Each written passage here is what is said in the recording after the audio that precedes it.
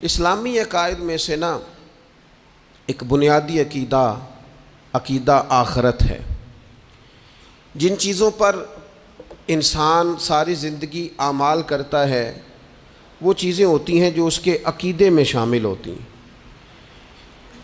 عقیدہ جس طرح کا ہوتا ہے اسی طرح کا انسان عمل کرتا ہے۔ جو اس کی سوچیں ہوتی ہیں، جو افکار ہوتے ہیں، اسی طرح اپنے شب و روز گزارتا ہے۔ جن لوگوں کا عقیدہ آخرت مضبوط ہوتا ہے نا کہ ہم نے اللہ کی بارگاہ میں کھڑے ہونا ہے، ہم نے اس کی بارگاہ میں جا کے اپنے اعمال کا حساب دینا ہے، عقیدہ آخرت مضبوط ہو تو لازمی طور پر اعمال سنور جاتے ہیں۔ انسان جواب دہی کے تصور کے ساتھ اپنے معاملات زندگی کو بار بار صحیح کرنے کی کوشش کرتا ہے۔ عقیدہ آخرت اسلامی عقائد میں بنیادی فکر کا عقیدہ ہے، اساس ہے عقائد کی۔ اگر کسی شخص کا یہ خیال ہو جائے کہ میں بس یہی زندگی ہے، کھا لو پی لو موج کرو، تو ظاہر ہے وہ فنا کا نام جب رکھ لے گا زندگی کو اور وہ دوبارہ اٹھنے کا قائل ہی نہیں ہوگا تو وہ تو کسی قانون کا پابند ہی نہیں رہے گا، وہ تو کسی چیز کی پابندی نہیں کرے گا، کسی چیز سے پرہیز نہیں کرے گا، من چاہی زندگی گزارے گا۔ عقیدہ آخرت، اللہ کی بارگاہ میں کھڑا ہونے کا تصور، یہ انسان کو سوار دیتا ہے۔ یہ ایک ایسا مراقبہ ہے جو تزکیہ نفس کر دیتا ہے، انسان کا باطن سنور جاتا ہے، اخلاقیات میں تبدیلی آتی ہے۔ پھر کوئی کیمرہ بھی نہ لگا ہو نا، کوئی بھی نہ دیکھ رہا ہو تو بندہ پھر بھی نیک ہو جاتا ہے، چونکہ اس کا خیال ہوتا ہے میرا رب مجھے دیکھ رہا ہے، صبح قیامت میں اپنے رب کی بارگاہ میں کھڑا کیا جاؤں گا۔ تو عقیدہ آخرت کی مضبوطی، اس تصور کا مضبوط ہونا امت مسلمہ کے لیے نہایت ہی ضروری ہے۔ آپ دیکھیے قرآن مجید فرقان حمید ہماری توجہ دلاتا ہے، اور سورۃ القیامہ کے اندر اللہ کریم نے ارشاد فرمایا ایحسب الانسان، کیا آدمی اس گھمنڈ میں ہے، کیا انسان کا یہ خیال ہے ان یترک سدی، کہ اسے آزاد چھوڑ دیا جائے گا، اس سے پوچھا نہیں جائے گا؟ کیا انسان یہ سمجھتا ہے اس سے کوئی سوال؟ ایحسب الانسان، کیا انسان اس گمان میں ہے، اس گھمنڈ میں ہے ان یترک سدی، کہ اسے آزاد چھوڑ دیا جائے گا، کوئی پوچھنے والا نہیں ہوگا؟ اسے آزاد نہیں چھوڑا جائے گا، اس پر پابندیاں ہیں، اس پر کچھ قیود ہیں، اسے کچھ حدود بتائی گئی ہیں، اسے ایک دائرہ کار دیا گیا ہے، اسے بتایا گیا ہے کہ یہ حلال ہے، یہ حرام ہے، یہ تیرے لیے جائز ہے، یہ تیرے لیے جائز نہیں ہے۔ اس چیز کی حد تک تو آگے بڑھ سکتا ہے، یہاں سے اس لائن کو تو کراس نہیں کر سکتا۔ اس پر پابندیاں ہیں، ان پابندیوں کے بیچ رہ کے وہ زندگی گزارے گا۔ اور یہ بھی یاد رکھے، یہ آیت ایک دوسرا معنی یہ دیتی ہے کہ یہ مت سمجھے کہ صبح قیامت اسے چھوڑ دیا جائے گا، اس سے پوچھا جائے گا، اس سے سوال کیا جائے گا۔ اللہ کی بارگاہ میں جب یہ کھڑا ہوگا تو اسے اپنے اعمال کا حساب دینا ہو۔ لازمی طور پر ایک عدالت صبح قیامت لگے گی، جس عدالت میں مجرم پیش ہوں گے، انہیں اپنے جرموں کا حساب دینا ہے، ظالموں کو کھڑا کیا جائے گا، ان سے ان کے ظلم کے بارے میں باز پرس ہوگی۔ تو لازمی طور پر عقیدہ آخرت کی مضبوطی انسان کو مضبوط کرتی، اس کے اعمال پر پیرے بیٹھ جاتے ہیں، وہ پھونک پھونک کر قدم رکھتا ہے، سوچ کر جملے بولتا ہے، وہ کوئی بھی معاملہ کرتا ہے تو اس میں اس کا خیال ہوتا ہے کہ میں نے دنیا سے چلے جانا ہے، میرے پاس پتہ نہیں کتنا وقت بچا ہے، لہٰذا مجھے آخرت میں پیش ہونا ہے، اپنے معاملات کی آسانی کے لیے، وہاں کی آسانی کے لیے میں یہاں تھوڑا سوچ سمجھ کے چلوں۔ رب فرماتا ہے تجھے ایسے ہی آزاد نہیں چھوڑا جائے گا، آزاد پنچھیوں جیسی زندگی نہ گزار، صبح قیامت کے معاملات کو پیش نظر رکھ، اس پر غور کر۔ یہ تصور گھر کے باہر بھی پورا مضبوط ہونا چاہیے اور گھر کے اندر بھی پورا مضبوط ہونا چاہیے۔ انسان اپنے مالک سے ڈرے اور قیامت کے دن اس کی بارگاہ میں حاضری کا یقین رکھے، اور وہ یاد رکھے کہ یہاں جو کچھ، وہ دیکھے نا بچوں کو استاد پڑھاتا ہے، محنت کراتا ہے، اگر بچے نہیں پڑھتے تو ڈانٹتا بھی ہے، سمجھاتا بھی ہے، قائل بھی کرتا ہے، اور جب وہ آخری بات کرتا ہے تو پھر وہ پتہ کیا کہتا ہے؟ چلو ٹھیک ہے، اگر نہ پڑھو گے تو امتحان تو آنا ہی ہے نا، رزلٹ تو آنا ہے، پیپر میں بیٹھو گے نہیں آئے گا، فیل ہو جاؤ گے۔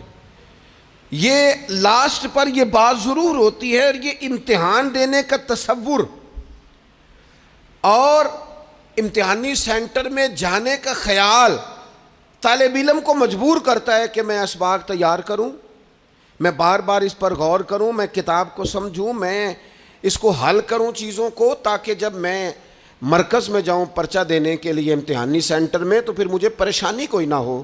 بس سمجھانے کے لیے بات عرض ہے کہ یہاں لوگوں کو بتایا جاتا ہے، قائل کیا جاتا ہے یہ حلال ہے، یہ حرام ہے، یہ تیرے لیے ٹھیک نہیں ہے، یہ تیری حدود ہیں، یہ تیرے قیود ہیں، یہ تیرا دائرہ کار ہے۔ لیکن اگر پھر بھی کوئی بندہ باز نہ آئے، پھر بھی کوئی شخص باز نہ آئے، تو پھر اس کو کہا جائے گا صبح قیامت اللہ خود حساب لے لے گا، پھر تجھے مالک اپنے سامنے کھڑا کرے گا، ثم لتسألن یومئذ عن النعیم، پھر وہ تجھ سے ایک ایک نعمت کے بارے میں سوال کر لے گا، پھر تجھے جواب دینا ہوگا۔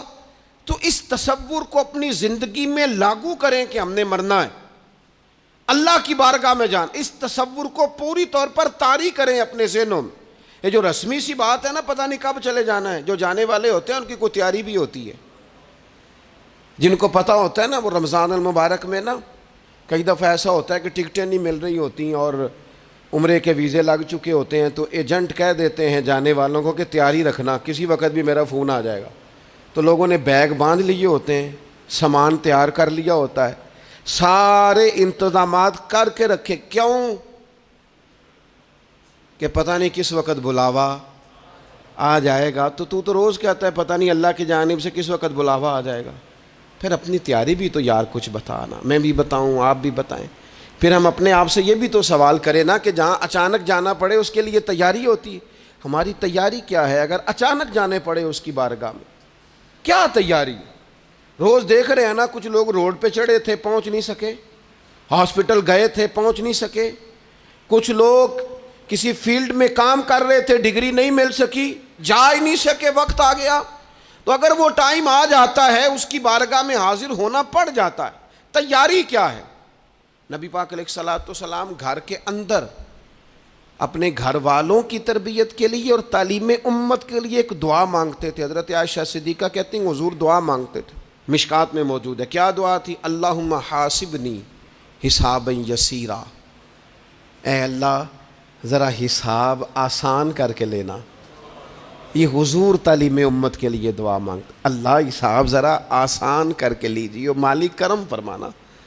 تو حضرت عائشہ صدیقہ رضی اللہ تعالیٰ عنہ ارشاد فرماتی ہے، میں نے عرض کیا یا رسول اللہ صلی اللہ تعالیٰ علیہ وسلم یہ آسان حساب کا کیا مطلب ہے؟ تو حضور فرمانے لگے عائشہ آسان حساب کا مطلب یہ ہے کہ رب کریم بندے کے نامہ اعمال پر نظر ڈالے گا اور پھر اللہ تبارک و تعالیٰ اس سے درگزر فرما دے گا۔ یہ آسان حساب ہے، پتہ مالک کو ہے اس نے کیا کیا ہے، پر کریم ہے نا، عدل کریں تے تھر تھر کمبن، اچیاں شاناں والے تے جے فضل کریں تے پھر بخشے جامن میرے جے منہ کالے، نظر کرے گا پھر معاف فرما دے گا۔ اور حضور فرماتے عائشہ یاد رکھو جس سے اس نے حساب لیا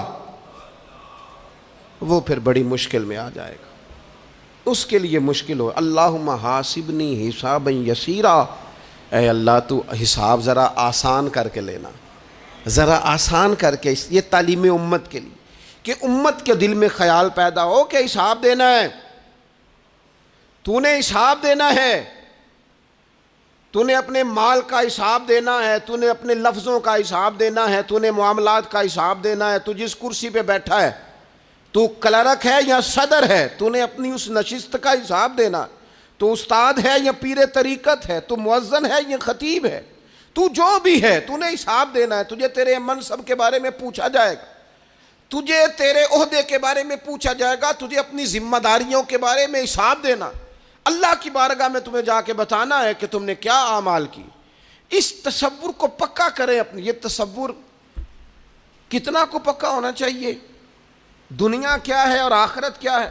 ہمارے ہاں لوگوں نے بہت بڑا لمبا چوڑا دنیا کا تصور بنا لیا، کار جہاں دراز ہے، لمبا تصور، دنیا داری کے لیے لمبی منصوبہ بندی، دور دور تک میں نے یہ کرنا ہے، پھر میں نے یہ کرنا ہے، پھر اس کے بعد انشاءاللہ یہ کر دینا۔ یہ تو آپ نے 300 سال کی پلاننگ بتا دی ہے، یہ تو 300 سال کی پلاننگ بتائی۔ کیا بتائیں تجھے اے باپ، کیا کار ہائے نمایاں کر گئے BA کیا, نوکر ہوئے, پینشن ملی, پھر مر گئے.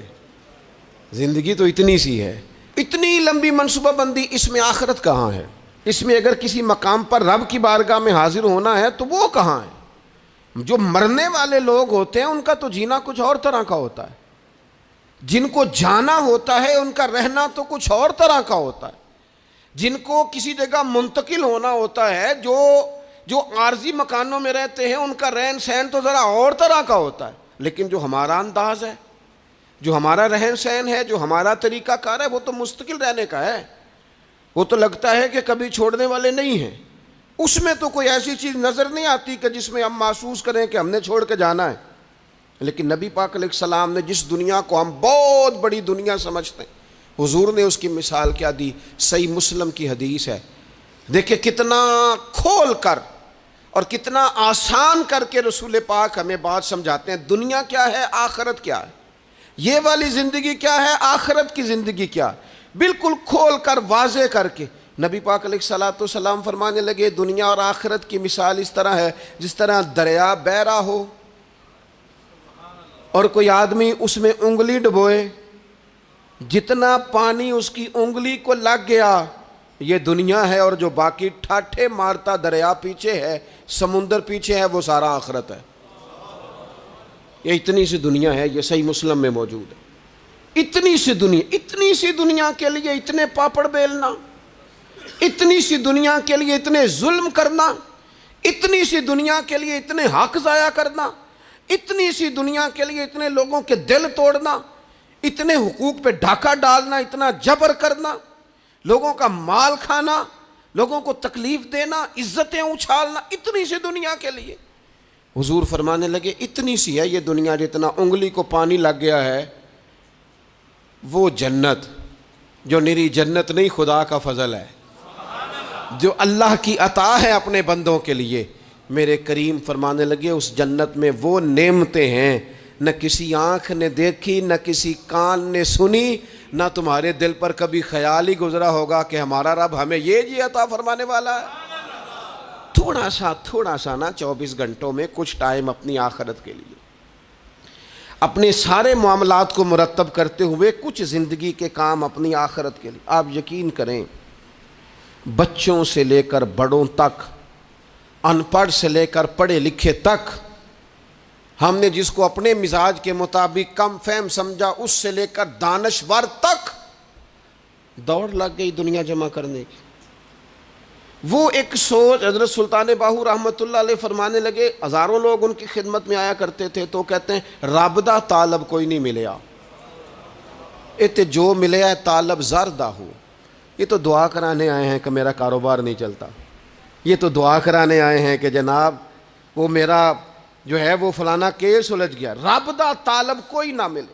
کوئی ایسا تو آتا جو کہتا میری اس سے ملاقات کرا دے, کوئی طریقہ بتائیں مالک معرفت کیسے دیتا ہے. کوئی تو ایسا آتا جو کہتا کہ آؤ نہ کچھ باتیں درد کی کریں, کچھ عشق رسول کی تم کرو, کچھ محبت مصطفیٰ کی میں کروں. کچھ ایسے آتے جو کہتے آؤ نہ کوئی ذکر چھیڑے صدیق اکبر کا, کوئی بات کریں سیدنا فاروق اعظم کی, کچھ تذکرے ہو جائیں عثمان غنی کے, تھوڑی دیر ہو نہ جائے مولا علی کا تذکرہ. کچھ لوگ ہوتے نا ایسے جو اس طرح کے ہوتے, لیکن وہ ہر وقت دنیا داری, ہر وقت. اچھا کہیں اکتاتے بھی ہیں نا, تھک گئے کاروبار کر کر کے, کہیں اکتاتے بھی ہیں تو کرتے کیا ہیں, سیر کرنے چلے جاتے ہیں. میں جی بور ہو گیا ہوں کام کرتے کرتے, چلو میں اب ٹھنڈے علاقے میں چلتا ہوں. کبھی تو ایسا ہونا تو کہے میں نے بچوں کو بھی وقت دیا ہے, دوستوں کو بھی دیا ہے, یاروں کو بھی دیا ہے, صحت کو بھی دیا ہے, میں نے ٹائم اپنے شوق کو بھی دیا ہے, اب میں کسی کو ٹائم نہیں دوں گا, یہ چند گھنٹے میں صرف رب رسول کی بارگاہ میں حاضری دوں گا. تو ذرا جم کے قرآن پاک پڑھے, تو ذرا ذوق سے درود پاک پڑھے, تو ذرا شوق سے میرے محبوب کی نعت سنے, تو سارا زمانہ بھول جائے اور تو رج رج کے دعا مانگے اپنے رب کی بارگاہ میں, اپنی پریشانیاں عرض کرے, اپنے اندر کی کیفیت بیان کرے. دل جو سخت ہو گیا ہے, ذہن جو سخت ہو گیا ہے, جو طبیعت میں وہ نورانیت نہیں آ رہی, اس کی تو بات کرے. تو اپنے رب کی بارگاہ میں معافی کا سوال کرے، تو اس سے قیامت کے دن درگزر کرنے کے لیے عرض کرے، کچھ تو ایسا ٹائم نکلے۔ لیکن دوستو، ہم تو بالکل الجھتے ہی جا رہے ہیں۔ وہ معاملات زندگی ہیں کہ ختم ہی نہیں ہو رہے، شوق ہیں کہ ختم ہی نہیں ہو رہے، باتیں ہیں کہ بڑھتی چلی جا رہی ہیں۔ دور گزر گیا جب لوگ کہتے تھے کہ کوئی درود پاک بتائیں جس سے سرکار راضی ہو۔ ایک کی مسئلہ ہے، کام نہیں چلتا۔ ایک صاحب آئے، کام نہیں چلتا۔ میں نے کہا سورہ واقعہ پڑھا کریں۔ کہتے ہیں حضرت میں بڑی دیر سے پڑھ رہا ہوں۔ میں نے کہا چلیں کچھ صدقات دے کے دیکھ لیں۔ کہنے لگے بڑی دیر سے دے رہا ہوں۔ میں نے انہیں ایک اور وظیفہ بتایا، کہنے لگے یہ بھی مجھے کسی نے بتایا تھا، بڑی دیر سے کر رہا ہوں۔ تو میں نے انہیں کہا پھر میری ایک ناقص رائے یہ ہے کہ سارا کچھ کرنے کے بعد اگر ابھی تک پھر بھی آپ سمجھ رہے ہیں نا آپ کی مرضی کے مطابق آپ پر دروازے نہیں کھل رہے، پھر آپ صبر کریں۔ جو میرا رب چاہتا ہے اس پہ راضی رہ کے دیکھیں، پھر ذرا راضی رہ کے دیکھیں، پھر دیکھیں کہ مالک کا فیصلہ کیا ہے۔ وہ آپ کے حق میں کوئی رحمت والا فیصلہ ہی فرمائے گا، پھر ذرا انتظار کر کے دیکھیں، پھر ذرا صبر کر کے دیکھیں۔ پھر وہ کہتا وَبَشِّرِ الصَّابِرِينَ، محبوب یہ جنہوں نے صبر کیا ہے انہیں میری رحمت کی خوشخبری سنا دو۔ پھر وہ کہتا ہے باقیوں کے پاس مال ہوگا، دولت ہوگی، اقتدار ہوگا، بڑا کچھ ہوگا، ان اللہ مع الصابرین، صبر کرنے والوں کے ساتھ رب کریم ہوگا۔ پھر ذرا ٹھہر ہی جائیں، پھر تھوڑا حوصلہ ہی کر لیں، پھر اس کے فیصلے کا ذرا انتظار کر کے دیکھیں۔ ہم نہ من چاہیے زندگی کے پیچھے پریشان ہیں اپنی آخرت کے، اور آخرت کرتی کیا ہے؟ جب آپ کا آخرت پر یقین پکا ہو جاتا ہے نا، پھر لازمی طور پر انسان کے اعمال سنورتا ہے۔ آپ یقین کریں سنورتے ہیں، 100% سنورتے ہیں۔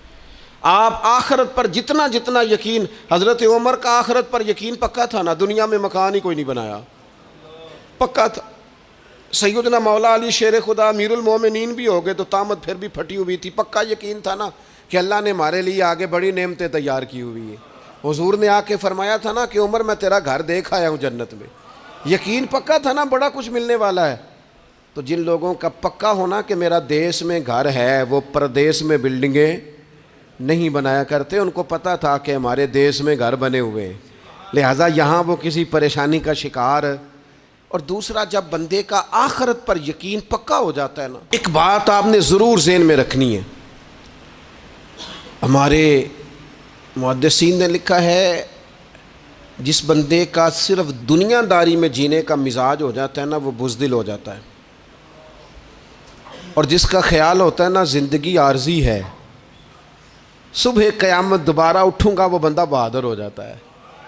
جس کا خیال ہے نا یہی کچھ ہے، کھا لو پی لو بس، یہ زندگی ختم ہو گئی تو ختم ہو گئی، مر گئے تو مر گئے، ختم ہو گئے، فنا ہو گئے، ان لوگوں کا مزاج بزدلانہ ہو جاتا ہے، جرت مند نہیں رہتے۔ اور جن کا یہ خیال ہوتا ہے نا مرنے کے بعد بھی اٹھنا ہے، ایک نئی زندگی اللہ عطا کرے گا، وہ لوگ پھر موت سے گھبراتے نہیں، انہیں مرنے سے ڈر نہیں لگتا۔ پھر موت کا لفظ کوئی بندہ سنا کہ انہیں بلیک میل نہیں کر سکتا، وہ بندے طاقتور ہو جاتے ہیں، باہمت ہو جاتے ہیں۔ حضرت جابر بن عبداللہ فرماتے ہیں، بخاری میں حدیث ہے، فرماتے ہیں ایک احد والے دن نا ایک صحابی کھجور کھا رہے تھے، تو کھجور کھاتے کھاتے انہوں نے نبی پاک صلی اللہ تعالیٰ علیہ وسلم کی خدمت میں عرض کی، حضور اگر میں آج شہید ہو جاؤں تو کہاں جاؤں گا؟ تو محبوب فرمانے لگے میرا رب اپنے فضل سے تجھے جنت عطا کرے گا۔ حضرت جابر بن عبداللہ رضی اللہ تعالیٰ عنہ فرماتے ہیں اس بندے نے کیا کیا، اس نے نا کھجور جتنی کھا لی تھی کھا لی، باقی نکال دی منہ سے، تلوار لی، میدان میں گئے، شہید ہو گئے۔ سبق ہمیں کیا دیا؟ کہنے لگے جب مرتے ہی اللہ تعالیٰ جنت عطا کرے گا، پھر کھجور کھاتے کھاتے رہنے والی دیر بھی کیوں کرنی ہے؟ پھر چھوڑو، جنت میں جا کے اللہ کے دیے ہوئے انعام کھائیں گے۔ کھجور کھانے کی بھی دیر برداشت نہیں کی۔ یہ آخرت کا اجر، آخرت میں رب کی بارگاہ میں کھڑے ہونے کا تصور بندے کو طاقتور کر دیتا۔ وہ بزدل، اقبال کیا کہتے ہیں؟ اقبال کہتے ہیں موت کو سمجھے ہیں غافل اختتام میں زندگی، یہ ہے شام میں زندگی، پھر صبح دوام میں زندگی۔ اور حضرت بلے شاہ بھی بول پڑے، وہ کہنے لگے عرش فرشتے بانگاں ملیاں مکے پہ گیا شور، بلے شاہ آسا نہیں مرنا، یہ تے مر گیا ہی کوئی ہور، یہ تو کسی اور۔ پھر ایک اور درویش بولے، وہ کہنے لگے وارث شاہ او کدو مر دے، وارث شاہ او کدو مردے جنہ کیتیاں نیک کمائیاں نے، وہ تو اللہ کی بارگاہ میں انعام پاتے ہیں. ایک پل ہے موت، اس پل سے گزرتے ہیں، پھر رب کا فضل انہیں ملتا ہے. میں کئی دفعہ کہہ چکا ہوں، پھر کہتا ہوں، یہ جب بہت ٹینشن بن گئی نا، ڈپریشن بہت بڑھ گیا، کووڈ-19 کے دن تھے، کرونا کے، تو مجھے ایک سرکاری ادارے میں بلایا گیا جہاں اس عملے کو میں نے گفتگو کرنی تھی، اس عملے سے جو مریضوں کو دیکھ رہا تھا. کہنے لگے، مجھے وہاں کے جو ہیڈ تھے کہنے لگے پیر صاحب بڑا ڈپریشن بڑا ہے، لوگ ڈر رہے ہیں. وقتی طور پہ خوف بھی بڑا تھا. تو میں نے ایک صاحب سے وہاں کہا کہ اتنا خوف کس بات کا؟ کہنے لگے جی مجھے تو زیادہ ہجوم آ جائے تو میرا سانس نہیں نکلتا، تو قبر میں تو کھڑکی کوئی نہیں، تو تصور سوچ سوچ کے میں ڈرتا ہوں. تو میں نے کہا ڈاکٹر صاحب، ماں کے پیٹ میں جو رب آکسیجن دیتا ہے وہ قبر میں بھی دے گا. تو انہوں نے آپ کی طرح سبحان اللہ نہیں کی، کیونکہ وہ ڈاکٹر صاحب تھے نا. سیانے بندے کو سمجھانا بھی کافی سیانے بندے کا کام ہے، وہ زیادہ سیانے تھے. لیکن نا سوتے کو جگانا تو کام ہے، اور اگر جاگتے کو جگانا پڑ جائے تو بہت مشکل کام ہوتا ہے. وہ ڈاکٹر صاحب تھے. وہ کہنے لگے جی حضرت صاحب، وہ تو ماں سانس لیتی ہے تو وہ بچے کو جاتا ہے، وہ آکسیجن ماں کے سانس کی بنیاد پہ ملتی ہے، تو قبر میں وہ کیسے ہوگا؟ میں نے کہا چلیں ٹھیک ہے ڈاکٹر صاحب، آپ کی یہ دلیل بھی مان لیتے ہیں. وہ جو انڈے سے بچہ نکلتا ہے، وہ چاروں جانب کوئی سوراخ ہوتا ہے؟ ڈاکٹر صاحب نے قلم چھوڑ دیا، رکھ دیا. میں نے کہا چلو یہ بھی بتاؤ زندہ ہی نکلتا ہے؟ کہنے لگے بالکل. تو میں نے کہا سونا بھی نکلتا ہے؟ کہنے لگے بڑا ہی پیارا ہوتا ہے. میں نے کہا انشاءاللہ جب ہم قبروں سے نکلیں گے، مصطفیٰ کا صدقہ، یوم نحشر المتقین الی الرحمن وفدا، رب کہتا ہے تم جب نکلو گے نا قبروں سے، متقی مومن جب نکلیں گے تو رب کی بارگاہ میں مہمان بنا کر پیش کیے جائیں گے. اے رب دے پرونے ہون گے قیامت میں، وہ مہمان بنا کر پیش کیے جائیں گے اللہ کی بارگاہ، مہمان بنا کر. دوستو، قبر صرف دوزخ کا گڑھا نہیں ہے، دوزخ کا گڑھا بھی، لیکن اس کے لیے جس نے دنیا میں رہ کے صرف دنیا کٹھی کی، آخرت کے لیے جمع کچھ نہیں کیا، اور جس نے یہاں رہ کے وہاں کے لیے کوشش کی، صبح سے شام تک ڈرا کہیں میرا رب ناراض نہ ہو جائے، کہیں حضور کی بتائی ہوئی حدیں معاذ اللہ مجھ سے کراس نہ ہو جائے. جس نے محتاج زندگی گزاری، اس کی قبر گڑھا نہیں، کھڈا نہیں، بلکہ حضور فرماتے ہیں روضۃ من ریاض الجنہ، اس کی قبر تو باغ ہے، باغ. ایک منٹ کے لیے صرف سوچنا، بندہ فوت اور سیدھا اسے باغ میں چھوڑا ہے کوئی، باغ ہے قبر، باغ. اور باغ بھی معمولی نہیں، معمولی کیاری نہیں، روضۃ من ریاض الجنہ، جنت کے باغوں میں سے باغ. اور باغ اتنا سونا ہے جس میں آنکھ کھلے گی تو پہلی زیارت ہی مدینے والے رسول کی نصیب ہوگی. تو خوف آتا ہے وہاں جاتے ہوئے. پہلے بھی میں نے کہا تھا، پھر کہتا ہوں، وہ مرحوم آسی نے کہا تھا آج پھولے نہ سمائیں گے کفن میں آسی، او قبر کی رات ہے ان سے ملاقات کی رات. آج تو ملاقات. تو یہ جو عقیدہ آخرت ہے یہ انسان کو بزدل نہیں کرتا، بہادر کر دیتا ہے. جو لوگ عقیدہ آخرت نہیں رکھتے بزدل ہو جاتے ہیں، اور لازمی طور پر بزدل ہو جاتے ہیں. اسی طرح یہ جو عقیدہ آخرت ہے یہ صبر و تحمل پیدا کرتا ہے انسانی زندگی میں، ٹھہراؤ پیدا کرتا ہے. انسان محسوس کرتا ہے کہ کل دنیا یہ نہیں، آگے بھی اللہ بڑا کچھ عطا فرمانے والا ہے. اس کے مزاج کے اندر تحمل، بردباری، سکون رہتا ہے.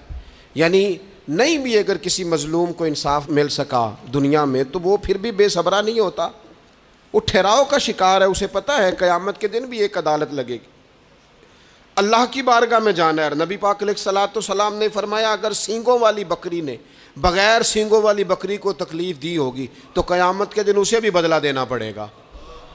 تو یہ تحمل پیدا کرتا ہے، انسان کو ایک حوصلہ ہوتا ہے کہ ساری عدالتیں یہاں نہیں، قیامت میں بھی لگنی. جب انسان عقیدہ آخرت رکھتا ہے نا تو پھر اس کے لیے نا رب کے رستے میں خیرات کرنا بڑا آسان ہو جاتا ہے. پھر نہ وہ محسوس کرتا ہے کہ میں نے سارا کچھ یہاں کے لیے جمع نہیں کرنا، کچھ میں نے وہاں کے لیے بھی جمع کرنا ہے. وہ پھر اپنی آخرت کے لیے کچھ نہ ایک بینک آخرت کا بھی بنا لیتا ہے، اس میں بھی کچھ نہ کچھ جمع کراتا رہتا ہے. اسے پتہ ہوتا ہے کہ میں نے اللہ کی بارگاہ میں حاضر ہونا ہے، وہاں کی بھی کچھ نہ کچھ تیاری. نبی پاک صلی اللہ تعالیٰ علیہ وسلم نے بکرا بھیجا گھر میں ذبح کرنے کے لیے، تو سرکار تشریف لائے سر شام، تو فرمایا کیا بنا؟ عرض کی یا رسول اللہ صلی اللہ تعالیٰ علیہ وسلم سارا بانٹ دیا ہے، محلے داروں میں، رشتہ داروں میں، غریبوں میں سارا بانٹ دیا، بکرے کی ایک دستی صرف بچی ہے، آپ کے لیے رکھی ہے۔ تو حضور نے توجہ کیا دلائی، محبوب نے کس طرف رخ کیا؟ حضور فرمانے لگے اپنے اہل خانہ سے، ازواج مطہرات سے، کریم فرمانے لگے عائشہ وہ جو تم نے بانٹ دیا ہے نا وہ سارا ہی بچ گیا ہے، وہ سارا ذخیرہ ہو گیا، وہ جمع ہو گیا ہے آخرت کے لیے، وہ ہمارے پاس بچ گیا ہے۔ یہ جو تم سمجھتے ہو نا یہ بچا کے رکھا ہے، یہ تو ہم استعمال کر لیں گے، وہ ہم نے سیو کر لیا ہے، وہ بچ گیا ہے۔ حضرت ابو ذر غفاری رضی اللہ تعالیٰ عنہ اپنے خادم سے کہنے لگے کہ مجھے پتہ چلا ہے یہاں فلاں جگہ کچھ غریب لوگ آئے ہیں، تو اس طرح کرنا، جو اچھا اونٹ ہے نا میرے اونٹوں میں سے، اچھا اونٹ وہ ذبح کر کے نا تو ان سارے گھروں میں تقسیم کر دو، جتنا گوشت وہاں بھیجو گے اتنا ہی میرے گھر میں بھی بھیج دینا۔ آپ کا وہ خادم کہتا ہے میں نے اپنی سمجھ کے مطابق اچھا اونٹ ذبح کر کے گوشت بنا کے میں نے بانٹا، اور میں نے اس طرح کیا کہ وہ حضرت ابو ذر غفاری کے گھر بھی اتنا ہی گوشت بھیجا جتنا تمام غربا کے ہاں میں نے بانٹا تھا۔ شام کو جناب ابو ذر غفاری اپنے اونٹوں کے باڑے میں آئے جہاں باندھا کرتے تھے اپنی حویلی میں، تو آ کے دیکھا کہ وہ سرخ بہترین اونٹ جو سب سے بہترین تھا وہ تو کھڑا ہے۔ تو آپ اپنے خادم سے کہنے لگے میں نے تمہیں کہا تھا جو سب سے اچھا ہے اس کو ذبح کرنا، تو وہ کہنے لگا حضور وہ باقیوں میں سے سب سے اچھا تھا، اس سے ہی تھوڑا سا کمزور تھا، اور یہ تو آپ کی سواری کے لیے ہے نا، یہ تو آپ کے کام آتا ہے، اس پہ تو آپ سفر کرتے ہیں، اس لیے میں نے اسے چھوڑ دیا، اور اس کے بعد جو سب سے اچھا تھا وہ میں نے ذبح کر دیا۔ تو حضرت ابو ذر غفاری فرمانے لگے تو شاید سمجھا نہیں، میں اسے بھی سواری کے لیے رکھنا چاہتا تھا پر اپنی آخرت کی سواری کے لیے، میرا دل تھا وہ جو آخرت میں سفر کرنا ہے نا، دشوار گزار گھاٹیاں ہیں، ان گھاٹیوں کے لیے وہ اونٹ میرے کام آ جائے گا، لہذا میں نے تجھے کہا تھا جو سب سے بہتر ہو وہ دے دینا تاکہ ذرا میری آخرت کی سواری بن جائے، تاکہ میں ذخیرہ کر لوں۔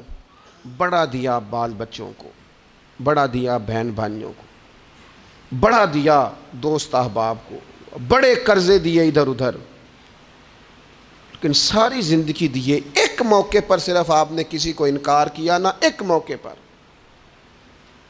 تو وہ پچھلے جو 99 دفعہ آپ نے دیا ہوتا ہے وہ اس کا بھی منکر ہو جاتا ہے، وہ کہتا ہے تو نے کدی کام تے کام ہی نہیں آیا، وہ تو نے تو میری امید ہی توڑ دی، وہ سارے شکوے ساری زندگی کہاں خرچ کر دی بلا، کس مقام پر۔ اور یہاں حال یہ ہے کہ حضور فرماتے ہیں جب تو صدقہ دیتا ہے تو رب اسے اپنے دستے قدرت میں لیتا ہے، اور اس طرح تمہارے صدقے کو پالتا ہے جس طرح تم اپنے گھر میں بچھڑا نہیں پالتے، اس طرح صبح قیامت تمہیں وہ نتیجے کے طور پر پلا ہوا صدقہ ملے گا۔